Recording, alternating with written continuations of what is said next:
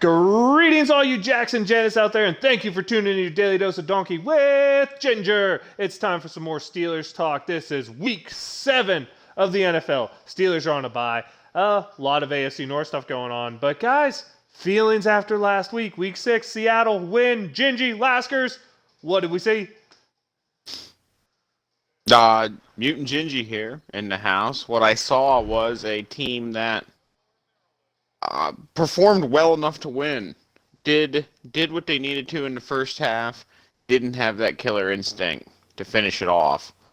Lots of different nuances there. Lots of different things to talk about. Ben Roethlisberger, the offense, etc., etc. But Laskers, what'd you see?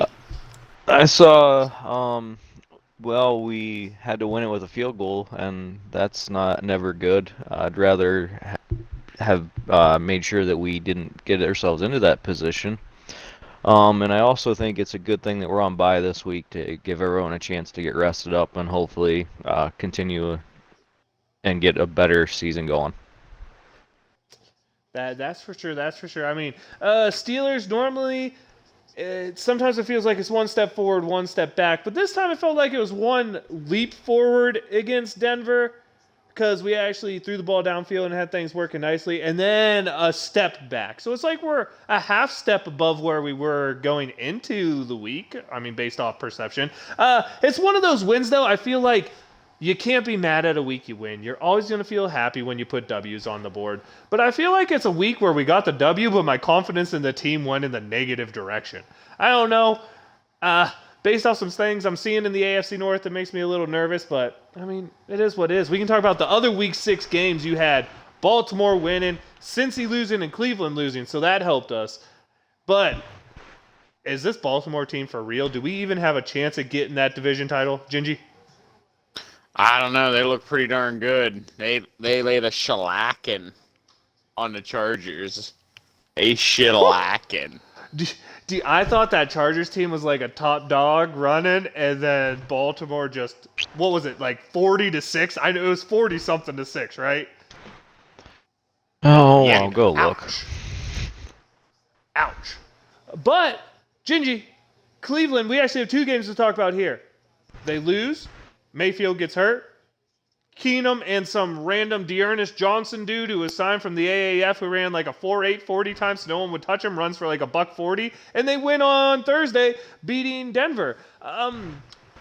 Did this Cleveland team figure out that, hey, maybe we should just run the ball a jillion times? And is that scary for the Pittsburgh Steelers going into Week 8, knowing that Cleveland also gets 10-plus days of rest to get healthy for that game? Donkey Cleveland knows who they are. They're primarily, I feel, a running football team. They're built a lot like the Ravens, but they just don't have the same type of running dynamics at quarterback. You know, no one's built like the Ravens, Gingy. Come on, Lamar Jackson. Like, there's no one built like Lamar Jackson. Even Michael Vick wasn't built like Lamar Jackson. Yes, Lamar Jackson, halfback one for the Ravens. That's what makes that team special. I agree, but so I wanted to point out something that was fun to me. Latavius Murray, Deontay Freeman, and Le'Veon Bell all scored a touchdown for Baltimore, I believe. I mean, talk about a throwback game in terms of names of running backs all getting in the end zone. Laskers, which one of them do you think should become the feature back? Are you with the Latavius Murray like the Ravens, or do you think Freeman or Bell start seeing more of the carries? I think Freeman should start seeing more of the carries. And also it's 34-6, by the way. 34. Oh. Suck it, Baltimore. I gave you way too much credit, so you deserve a little knockdown on the charts now, because how dare I. That leads us to one AFC North game this week that I think we should talk about before we get to the Steelers-Seahawks breakdown. And that is the game going on here at Cincinnati at Baltimore. This is a big game in the division. I think this is one, and we were having a little talk about it before. I think this is one where Steeler Nation should be rooting for the Baltimore Ravens because Cincinnati's already beat us. We need them to lose another game in the standings. And honestly, I'm not sure this team's going to catch Baltimore for the winning of the division. So passing every team we can in the standings will become important if we want to make the playoffs. I know it's early season, but you don't want to be late season chasing people. What are you guys seeing out there between these two teams this week? Who should you look for? Who do you hope to win? Who do you think will win? Personally, I think Baltimore takes it. But Laskers, let's start with you. Oh, I definitely think Baltimore should easily take this. And if they're going to make Freeman the featured back, I think he's going to have a pretty good game. Gingy, your thoughts? I Bengals, think the Ravens are going to take it in a close one at home. I mean, the Bengals, no joke. Jamar Chase over the top is a monster. Okay, not only is this guy catching deep balls, donkey, but he is trucking people downfield, blocking for Joe Mixon on the run, and him having that connection with Burrow for the college connection from LSU. Yep. Yeah. That question, offense looks really strong over there. It's defense. Anyone still thinking that dude was a waste of a top 10 pick? I know a lot of people are calling out Baltimore for Cincinnati for taking him instead of a lineman, but anyone still think he wasn't worth the pick? I mean, so many people so critical of him when he's dropping footballs in the preseason. He's out there scoring touchdowns, and everyone's just like, we never said bad things about him. That's fun one to me. A couple other interesting games going on, I guess you could say. We have the oldest versus youngest quarterback matchup. I'm always a fan of NFL records, so seeing that one go on is fun. Another thing I want to point out again, I know the Steelers made a game-winning field goal, but kickers missing big-time kicks in the fourth quarter again showed up 3 times this weekend. When are teams going to start playing for touchdowns when there's 2 minutes to go rather than getting to the 20 and trying to run the clock out? Like, at some point you have to realize, hey, maybe we should actually be trying to score a touchdown here. I'm not saying go aggressive and throw the ball into the end zone, but I'm saying, call plays that aren't just H back up the middle. Like, maybe call a little play that's designed to actually get some yardage. What do you guys think about that? What about screens? How about those? I know as long as you're not the Pittsburgh Steelers, they work screens pretty well. So, as long as it's not the Steelers doing the screen, that's not a bad idea.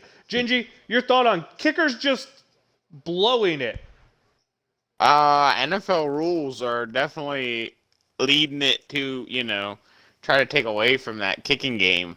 I believe, especially on the kickoff plays in the unit, but in terms of people making and missing field goals, extra points, I don't know, donkey. It's that time of year. Chalk it up to science. Maybe the ball's getting a little bit different with the air getting colder outside. I don't know. These are professional guys getting paid hundreds of thousands of dollars a year to be able to kick this ball. I don't think that those percentages are going to remain at the level they're at last week. I hope not, because I am really, really tired of watching kickers blow it. Which leads me to that next point. Shout out, Chris Blewett finally signed to an NFL roster 4 years after he last kicked for Pitt. So just wanted to put that out there. I was playing a little bit on words for that fun Homer. stuff. Let's go Seattle game. I want an offensive breakdown from Gingy, because he's the one who can maybe make me believe. Offensive breakdown from Okay, donkey. There were some points. 14 points scored in the second quarter. All right, tell me, how did that happen, donkey?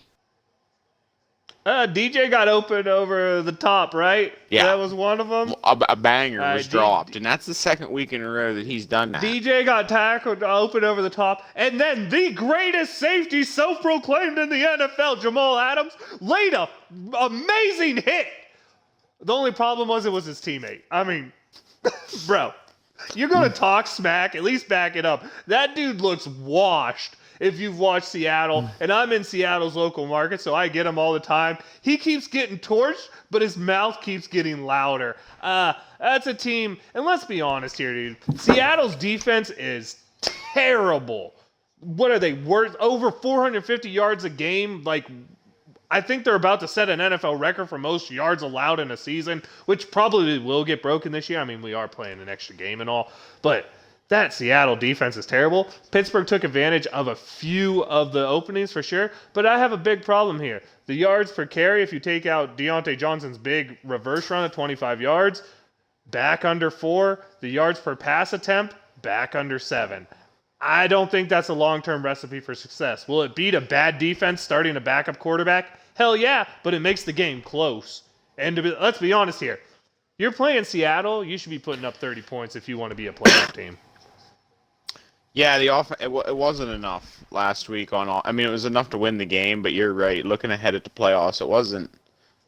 24 attempts for 81 yards. That's a lot of attempts on the ground. I like the effort. The production just wasn't there. There was a break.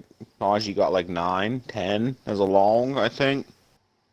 Yeah, Deontay Johnson skewed the average of everything because he had a 25-yard carry. Yep. Yeah, it was not a. The offensive line definitely took a step back last week, which isn't good to see because Seattle's defensive line is garbage.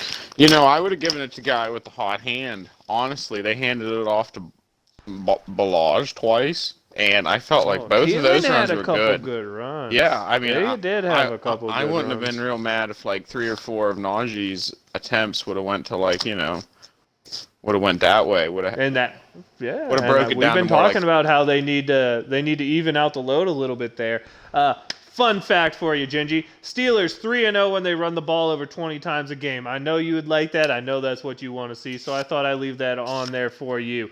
Now, I wanted to talk about the defense, but first, I wanted to talk with Gingy first because he has got to get a shout out here. He predicted the points Seattle was going to score on the money. But the guy who predicted the game margin on the money is Laskers. He just predicted it the wrong way, saying the Seahawks were going to win by a field goal when we all knew it was going to be your Pittsburgh Steelers. But Laskers, I want to break down from what you saw in the defensive unit against Seattle.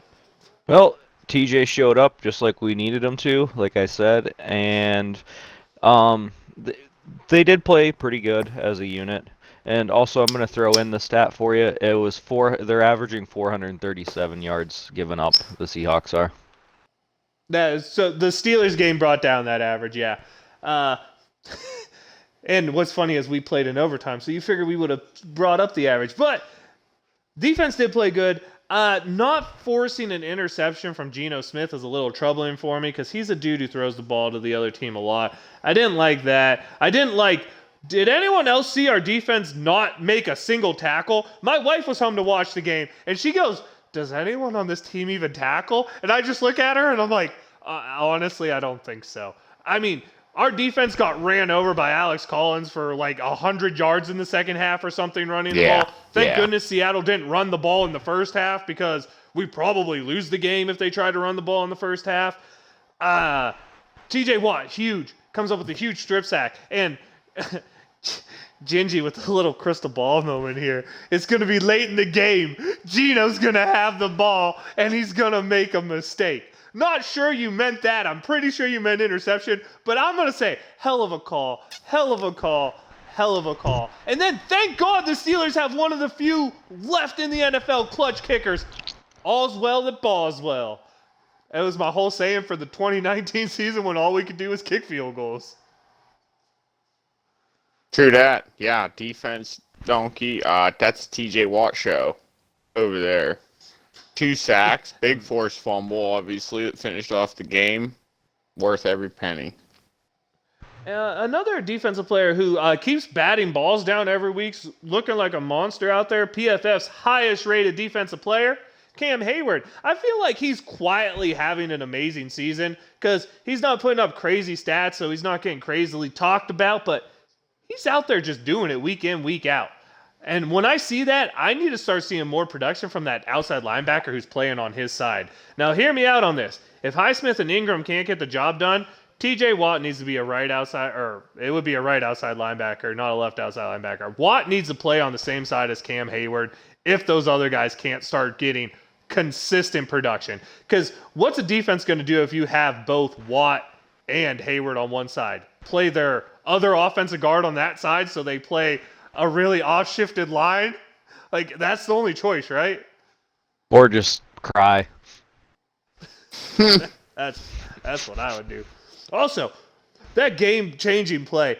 How are you not chipping TJ Watt on every play in overtime? How can you possibly let TJ Watt get off the ball essentially scot-free if you're Seattle?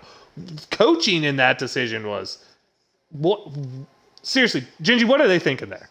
Gino bit off a little more than he could chew there. You could see him; he was moving up in the pocket.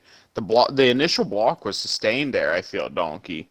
T.J. Watt was the second effort. He came off of that block after Gino moved up in the pocket and just Supermaned and struck him from behind. Just another testament to his relentless motor on that type of thing. And it made the whole difference in the game. That's what I'm talking about when the Steelers make those splash plays at the right time. You see, the Steelers didn't necessarily go on and command the ball down the field after that. That pretty much sealed the game. They lined up Boswell right after that, and that was the difference. So this game, due to time of possession, led to a really fun stat for the Steelers, and I just want to put it out there. The Steelers have possessed the ball for 183 minutes and 37 seconds, and their opponents have possessed the ball for 183 minutes and 33 seconds. Through 6 games, there is 4 seconds difference in time of possessions for Steelers football. I just thought that was really interesting. I just wanted to put it out there. Does that stat mean anything? I'll leave it to you two. Does that stat mean anything? I don't think it means anything, but it is pretty funny. What was that difference again? 4. What'd you say? 4. 4 seconds. 4 seconds. 4 seconds over 6 games. I don't know. Let's see how that plays out. That's weird. That's spooky. Coming up next weekend to Halloween weekend, it's starting to get spooky. Other maybe not so fun stats. Steelers defense right now giving up a QBR over 100 on the year. The defense has only caused 5 turnovers through 6 games. Has 15 sacks, 5 of them coming last week, but that's less than 3 a game. Defense needs to step up right now. Is that what we're seeing statistically based? I mean, their third down percentage actually isn't bad. They're holding opponents to 38%. Fourth down's a little worse. It's like 55%. They've given up 5 fourth down conversions through 6 games. Red zone defense is about a 50-50 split on touchdowns, field goals, with, I believe, 1 actual stop and 1 stop on a kneel down. Which unit do we want to improve more in the bye week? Is it the defense that's looking very slightly above average right now when you compare it to the league at, 22 points a game or something they're giving up? Or is it the offense that needs to take the step coming out of the bye week, averaging less than 20 points a game? I mean, Ben has a QBR on the year of 86. We have over a turnover a game. Is it one unit needs to take a big step forward after this bye week, or are we looking at both units just need to take a little step forward to give us the momentum going? We need to get on a run starting after the bye with Cleveland. Gingy, what are you feeling? I think that defense doesn't need to improve as much as that offense. That defense is hanging on. It plays very variably, I feel. Dependent upon what's going on in the situation, what's going on with that offense. The only way that we have a chance of progressing, Donkey, we're not going to blow anyone away with our talent on the offensive line. Okay, that unit needs to spend some time to become more cohesive and gel together. They're going to win as a team. Not any one of them are going to blow anyone away. Honestly, they probably need more talented pieces. Not any single one of them are going to blow anyone away individually this year. So that's where I believe that the most work is going to need to lie at. That's fair. Laskers, which unit are you looking for? Are you looking for both or one specific to take a step to lead the Steelers going forward? I'm going to kind of echo Gingy's, but I do think the defense needs to step up a tiny bit, especially the front 7 with the average of 3 sacks a game. It'd be nice to get that up a little bit, but yeah, the offensive line definitely needs to gel. And right now Najee is averaging 3.8 yards carry. That needs to come up. Yeah, I understand Najee's playing behind a bad line. I understand this, but if you draft a running back in the first round, and it's why I hated on Josh Jacobs forever, because the dude doesn't average over 4 yards a carry. If you're getting a first-round running back, they have to be honestly, in my opinion, that 4.5 and above yards per carry type of guy. even if their line isn't doing great things. And I say this about Najee. He takes every yard that's there. My bigger problem is he just doesn't make extra yards. He's not that guy. He's the guy that takes every yard that's there. Finish the run. He finishes hard. He gets those 1-2 yards while being tackled, which is huge. But he needs to find a way to make people miss. And the Steelers need to find a way to get to the red zone. I'm sorry, but an average of 2.3 trips to the red zone a game is just not enough in the modern day NFL. You need to be getting to the red zone at least 3 times, probably more like 4 times a game. Because the way teams score, you can't be, hey, we're going to get to the red zone twice, put up 1 touchdown, 1 field goal, and get 1 big play. You don't win 17-10 against good teams anymore. You're playing a good team, you better be putting on the 30 mark. I think what the Steelers need to do is find a way to get to that red zone more often. I think that means more big plays down the field. That means playing like we did against Denver, although I don't know if the team's capable of what we did against Denver against better teams. And early leads are huge for this team. This is not a team built to play from behind. And honestly, I just think his first quarter team needs to step up, if I was going to say it. You know what I mean? Both the offense and the defense can play the way they've been playing, but the production needs to come in the first quarter, if that makes sense. You guys see what I'm saying?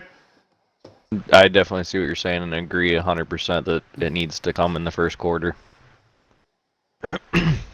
The offense isn't built necessarily to explode. No, not at all. So we covered the Steelers game. We covered going forward. We covered the Bengals-Ravens because that's kind of what we do. But we have been making predictions at the end of every week. And the prediction is the Steelers game. So this week, since we don't have a prediction due, I thought we'd have a little fun making fun of your casters. Because, guys, we're terrible, okay? You're terrible. I don't know how else to say this. All right, Gingy, would you like to know your record for predictions this year? Oh, lay it on me, donkey. This is the Homer Gingy, by the way. Has not predicted the Pittsburgh Steelers to lose. I have a feeling he never will. Okay, that means Gingy, since he didn't predict in week 1, since I did it by myself, is 2-3 on the season. Gingy, I will say this. You're better at predicting than Laskers, okay? I'll give you that. But Laskers, because Gingy he's hit the point total twice in a row, if you want to say it that way, in a way. He hit the Steelers' point total 2 weeks ago on the nose, and he hit Seattle's point total this week on the nose. Laskers is the only one who predicted a field goal game correctly. That was last week while he said Seattle. It was Pittsburgh won by field goal. But he predicted that correctly. And me and him both correctly picked the Green Bay score with 17 points for the Steelers, so good on us. But Laskers, 0-4. Hey. Bro. Hey, I said that I was going to pick them to lose until we lose again. You know what? I'll give you that, and but the next time they lose, it counts against you because you're picking them to lose to win. So fair? Yep, I agree. All right, so we'll get Laskers to 1-3 now. We'll give him that, and we'll say, but the next time they lose and he predicted to lose, he doesn't get the win because he's doing it now because jinxes, and I'm a firm believer in jinxes. I haven't worn my Steelers jersey since we won because I forgot to put it on in week 5 and we won. So now I wear my Air Force hoodie while I'm watching football games. But my kids are all decked up in Steelers gear, so don't hate too hard. That brings me to your one and truly only host with the most, the donkey. I'm 3-3, baby. I'm at 500. I'm the Steelers. You can't hate. Oh, it could be better, though. Do you guys want to go about point predictions? We can do that. I mean, I predicted at this point the Steelers would score 141 points. They scored 117 in the games I predicted. That's an average of 4 points a game difference on offense. Gingy predicted 115 for the offense. They've only scored 94. That's a difference of 4.2. Laskers predicted 75. They've scored 77. That's only a difference of 2. Laskers, you are pretty damn good at predicting the Steelers' offensive point total. Money. How'd you do that? We like field goals. I'd say that. Gingy, I'm going to knock out something else really fun on you because You have the smallest differential in what you predict in terms of offensive points and defensive points among us. Your highest total was a prediction of 27. Your lowest was a prediction of 20 on offense. On defense, your highest prediction was 20. Your lowest was 16. Do you just feel like the Steelers have a constant score they're always going to be at? Pretty much. I don't. It's pretty variable. I don't think they're, like I said, not capable of an explosion. Not going to probably pick a 40 spot anytime this season. I would like to point out, too, the only person to ever predict any of the games having 30 points or more by either team is me, because apparently y'all believe the Steelers are just like literally the definition of bluff football nowadays. It's like no one's going to score a lot. It's going to be like a boringly exciting game. It's not going to be a 46-40 shootout like we see in Tennessee, Buffalo. It's just going to be, your Gardner variety 23-20 win. Why is no one feeling the 30 points here, guys? Come on. We've watched the offense.